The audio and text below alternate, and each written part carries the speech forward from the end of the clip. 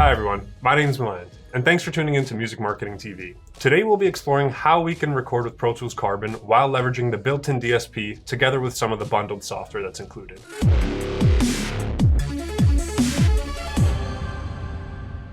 If you haven't seen our previous video where we took a general overview of Pro Tools Carbon, I'd highly recommend you watch that one first. Also, if you haven't already, don't forget to like, subscribe, and hit the notification bell for more content like this. Without further ado, let's explore how we can record with Pro Tools Carbon. All right, so now that we're in Pro Tools, let's maybe create a drum track first so that we can get some recording from maybe a bass and a guitar in there. So let me actually pull up a drum track I created before. So I'll just open this up, hit show and make active. You can hide this afterwards, I guess. And here we've just got a simple kick snare sort of pattern from this drum plugin from UJam. Shout out UJam. Love their stuff. And let's create a new track using Command-Shift-N and setting the input to number 1, because that's where we'll have our guitar connected to. We can also hit this little drop down here so we can show our mic presettings as well. That way we can control all the mic presettings from the software itself, and we don't have to actually even touch anything on the unit at all. Okay, now that we have this, our input is selected, we can go ahead and plug in our bass guitar. Okay, now that we're all plugged in, I'm gonna turn up my guitar. And I can start adjusting the gain from the software itself. So let me just hit the input monitoring. And you'll notice when I did that, this lightning bolt turned green. So what that's indicating is that we're using DSP mode right now from the Carbon unit itself. So if I disable this, it's relying on my computer's processing power right now. But once I enable it, we get that sub 1 millisecond latency from Pro Tools Carbon itself. So I'm gonna keep that on, especially for tracking. So that's on. We can maybe play some test tones. We see we're getting a bit of signal, and I'll just turn up the gain a little bit. Maybe let's try about halfway there. That's coming in a little hot. Maybe I'll lower it slightly. Okay, nice. Now we have a nice signal. Let me get my headphones on so I can hear what I'm doing. Nice. Okay, and maybe I'll instantiate some of the bundled software. So let's explore a bass amp that comes bundled with the purchase of Pro Tools Carbon. So this Ampeg model here is fantastic. I swear you can just slap this thing on and it already beefs up the sound like crazy. We can maybe put a compressor for some dynamics. I'll just leave it like this for now. We'll go back to that if we really need to, but let's lay down a bass line. All right, I'll start the recording from here, and I can press 3 on the numpad to start the recording.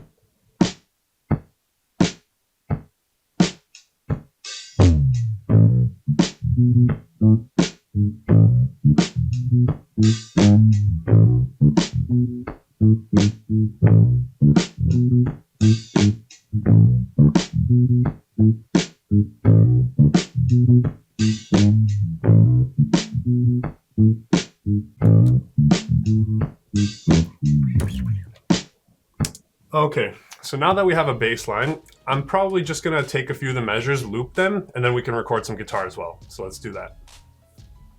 So let's take maybe this region here, and let's just duplicate it. Maybe give it a few extra measures here. And let's make sure we have no clicks and pops. That might not be the cleanest cut there, but if we hit Command F, it's gonna ensure that it automatically applies crossfading at all of these joint areas here, so we avoid any kinds of clicks and pops. So let's just have a listen to that quickly and make sure there's no popping.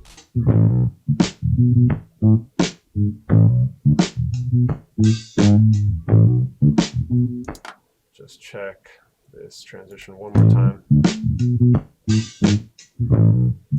Okay, that works for me. I could have played it a little more in time, but for demo purposes, let's leave it for how it is for now. Nothing that can't be fixed in post.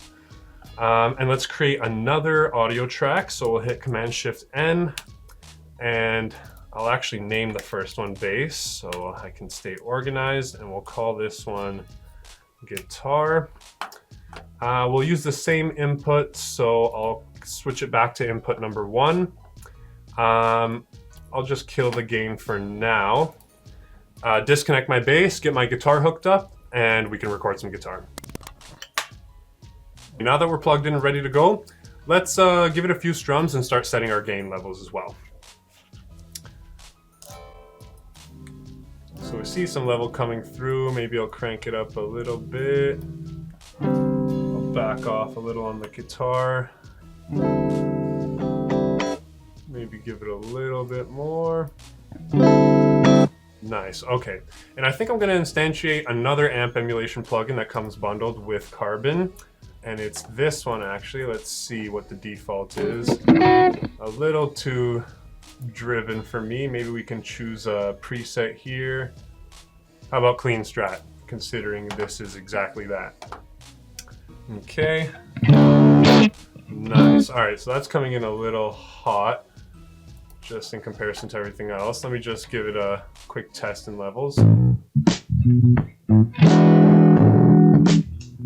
Actually, that's fine. Okay, so what I can do is start my recording from the same spot and lay down some guitar.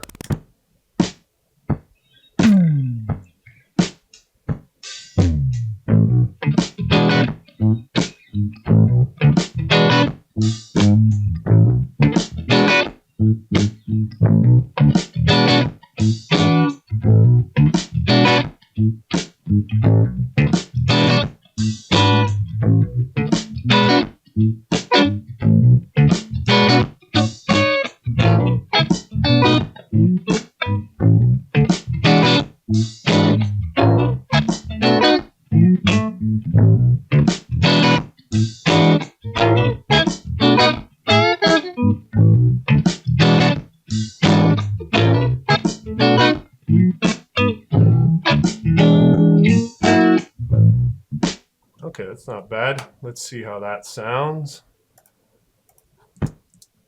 And if we need to make any adjustments, maybe add some more effects, we can do that as well. But let's give it a listen.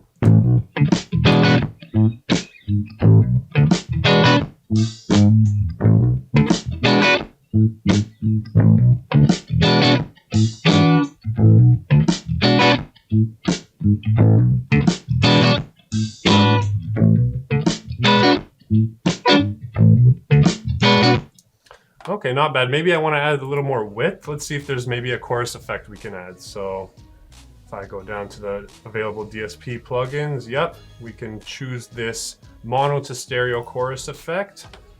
And let's see if that gives us a little bit more detail and width. Oh yeah, and it certainly boosted the level up a whole lot. So maybe we'll bring that down.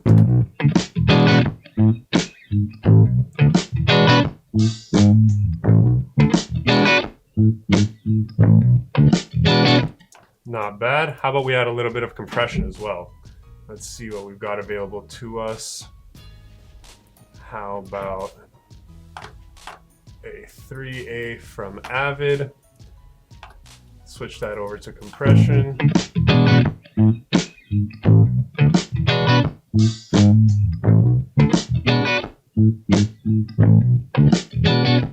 Not bad. And if we're compressing the guitar, we might as well compress the bass as well, give it that tight feeling. So let's see what else we've got available to us. Why not a 76? Classic tool for bass. Let's see how these stock settings sound.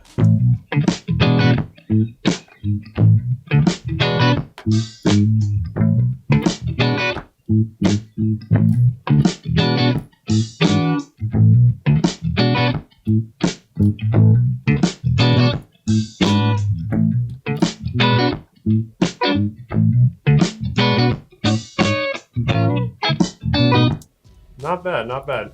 And keep in mind, all these plugins with the little green region here are all being processed by Carbon's own DSP. So we can track even with these plugins instantiated and still get this sound that we're searching for here. Okay, so now that we have a recording done, I want to show you guys an example of what it would be like if you're, for instance, recording multiple people at the same time and they each wanted their own separate headphone mix. So let's explore how we can set that up. Okay, so for example's sake, let's just pretend we have a drummer connected to or feeding this channel, you know, this is him with all his mics connected. I know it's just one stereo instrument track, but let's just pretend there's a drummer doing all of this. Let's pretend we have a bass player connected here and a guitarist here as well. So to set up individual headphone mixes for all our performers, the first thing we want to do is make sure within our hardware setup that not all the headphones are routed to monitor left, right, like how they are now.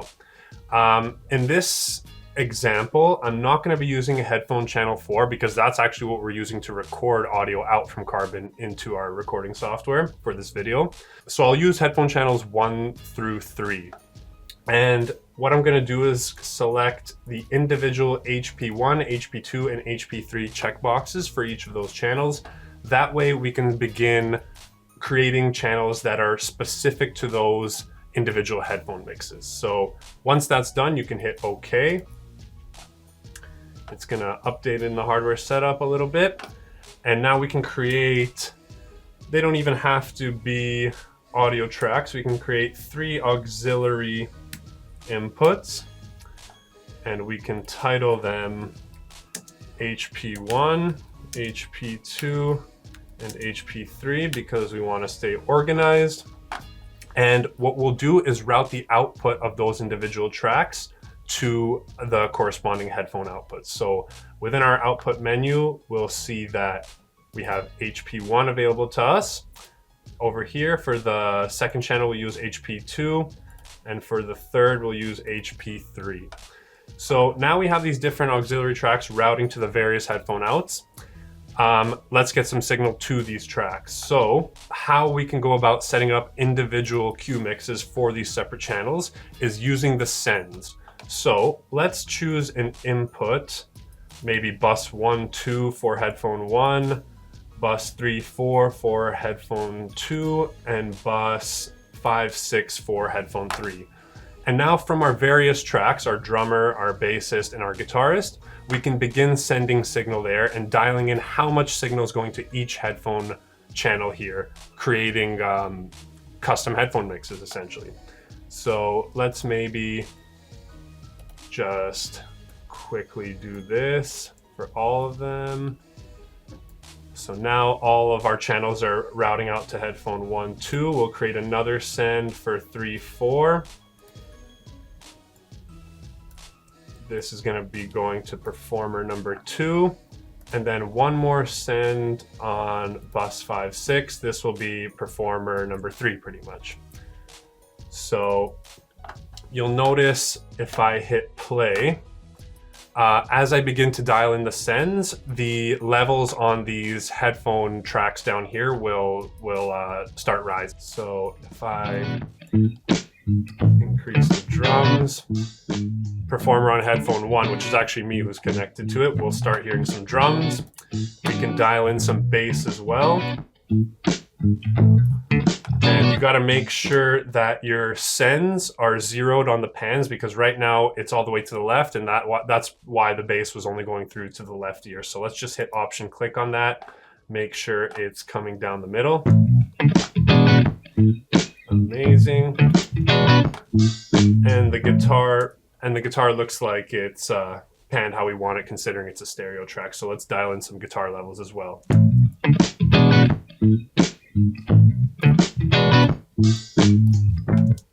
And we can begin doing the exact same thing for the remainder of the headphone channels. So let's do that as well.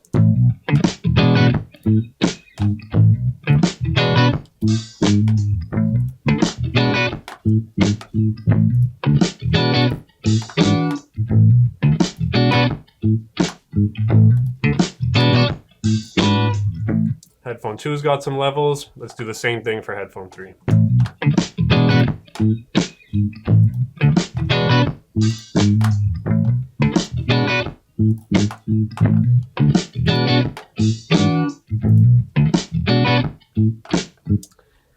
And now we can basically go in and dial in each send individually, and that's how we can create custom headphone mixes for each individual performer. All right, now that we've got our headphone mixes set up and some cool effects on our instruments, let's put it to the test with some recording. But before we do, I'd like to introduce Mr. Robbie, the man behind the camera, and my fellow bass player. Let's lay down some funk. All right.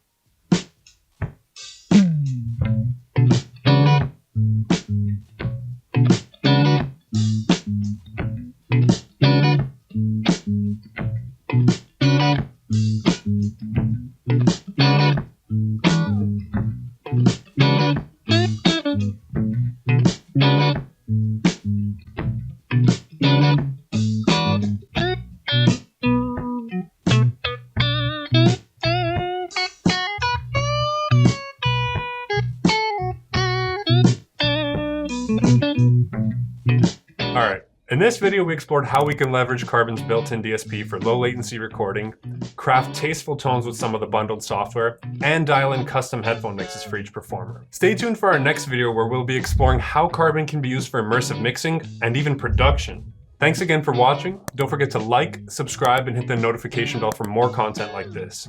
We'll catch you in the next video, but in the meantime, get inspired.